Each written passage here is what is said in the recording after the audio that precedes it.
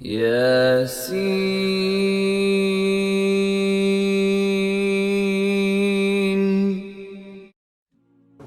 So the Quran has left no loopholes, and the Quran also has not given the chance to someone or for someone to say, continue oppressing him because he will continue forgiving, no problem. Do you know there is a story where there were three very pious people in the masjid, and there was one youngster. So the youngster was told, you know, those people are very pious. The one in the left is still young. The one in the middle is more pious than him, and the one in the right is extremely pious. So he said, how can I know the difference between he who is pious and he who is not pious? So the youngster was told, well, they concentrate a lot. So he said, all right, let me see. He went to the first one, Salamu alaikum. No response. He was involved, this man was involved in his dhikr and recitation of the Quran, no response. So this youngster decided to give him one clap on his face. So the poor pious person got one clap on his face, and as though nothing had happened, he continued reciting.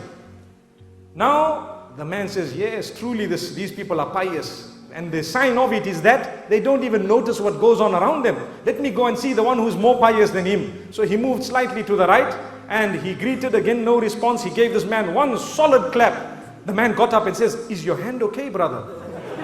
Is your hand okay, brother?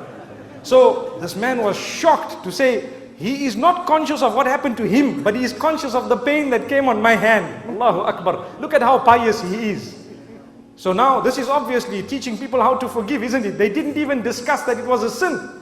So now this youngster is thinking to himself, whoa, that man on the right must be the most pious. Let's see what he does.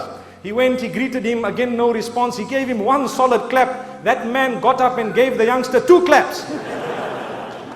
So the youngster says, but I thought you were the most pious. He says, someone somewhere needs to stop you clapping people.